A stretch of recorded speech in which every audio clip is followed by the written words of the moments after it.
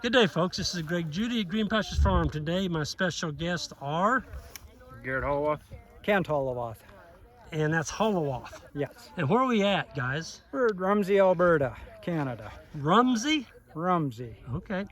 Would you tell a little bit about what we covered today in our pasture walk and the background of this pasture that we're on right now? Okay, so last year we let this hay crop, it's a alfalfa brome mixture. It's been in hay for 15 years. We let it grow up, was swathed on the 27th of August, and we left the swaths, and in January we moved in with the cows to swath graze the cows in January during the winter. So. Okay, so you didn't, during that month that they were here, you weren't feeding them any hay, you just swath grazing. Correct, yes. Yeah, that's a pretty good time saver, isn't it? Just moving the cows? Yeah. The bad part was we had to haul water. Yep. But it worked out okay. It was less time to haul water than it would have been to feed the 135 pair that were or 135 cows that were here. So yeah. So this is your son. You're the one that actually moves the wire and such. Yep. Tell us a little bit about what you got going on here now. The animals you have. Right now in the summer, at this time we've got 30 head out here, replacement heifers, and they're grazing on the grass.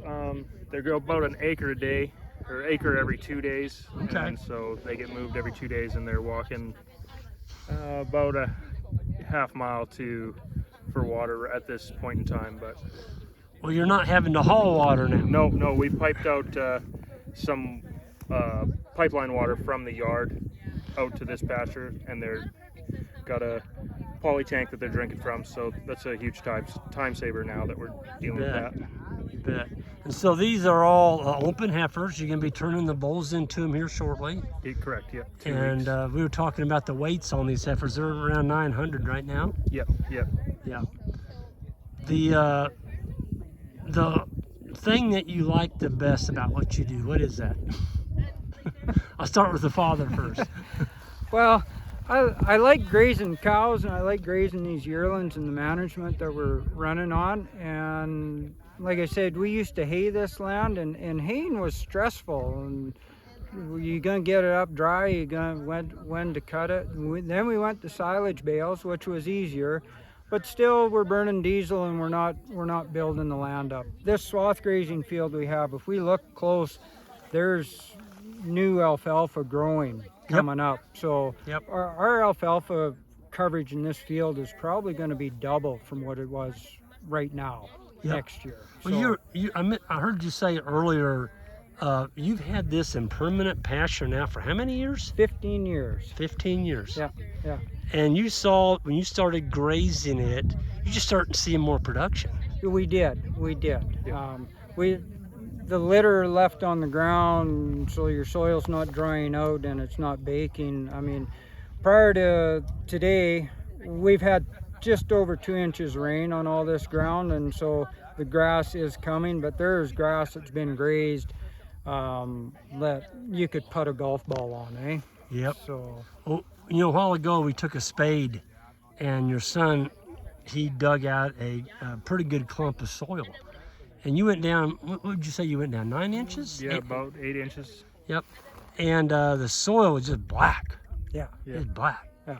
I would venture to guess your organic matter on that was pretty darn high. Yeah.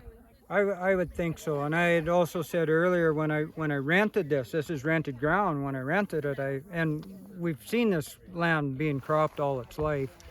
I told the owner I want to seed 85 acres of this to hay, because this side produces nothing. I own the property on the adjoining fence line, so it doesn't get magically better on the other side. So yeah, so I know what the land's capable of, and it's capable of growing grass if you do it right. So. And you were saying earlier, before you came in and took this farm over, that the barley was about 8 inches high. That's about all it would grow. Yeah. And right now, I mean, these folks, I'm just going to show you what we're grazing. You all are in a major drought here. You haven't hardly any rainfall. No. And folks, they got the ground covered. And you actually left a swath here. You can see this taller grass. It goes all the way across this paddock. He did that about every, what would you say, every 100 feet? 150 feet. 150 feet, he left that unmowed, he left it. And then the swath is right here where we're standing, okay? And that caught the snow. That got the snow, and then if there was no snow cover, we usually get some pretty bad winds here in the fall of the year. Them strips would catch the hay that was laying in the swaths, eh? Yep. So Looks to me like it was a win-win. it does. I'm a little sketchy on the regrowth here. Well, I was looking at the swath that we stood in there a while ago, Yeah.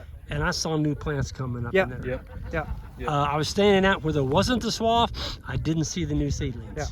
So to me, that's a good thing. Yeah. That's a good So thing. I think this year we'll just graze it down with the cows, and hopefully that'll increase the production of this field, that we can increase our stocking rate and run more head out here for a longer time. Yes. And water infiltration and just better this piece of ground to produce more for us. Without using fossil fuel. Yes, Yep. exactly. Exactly. Yeah. We all know that's cheap, isn't it? Yeah, that's for Exactly. darn sure. And that metal, it never breaks down. No. No. So I told one other guy today, I says, the amount of time, sure, I swathed it, but I probably could have had a good round of golf for the amount of time it took me to swath. Yeah. So you might as well, you said it, enjoy what you're doing. That's sort of right. thing. And That's right. There's a different way to do things, and we're trying to find it. Well, I just want to congratulate you both on what you're doing here. I think it's phenomenal that you've got this much feed for your animals in a drought, and it takes some management to pull that Yes. off. Yeah, for sure. You just can't do the Columbus method. No. And what is the Columbus method? Turn them out in the spring, discover them in the fall. Well, I'm going to end it up with that. Folks, I just want to thank both of y'all for taking the time, opening up your farm today for our pasture walk. That was awesome. And best of luck down the road. And maybe I'll be back here in 5 years. It's going to look a lot different. Well, Here's we're hoping. hoping. That's right. That's Thanks, right. Greg. You bet. Thank you guys. Folks, hit that subscribe button on the way out, and we're going to see y'all next time.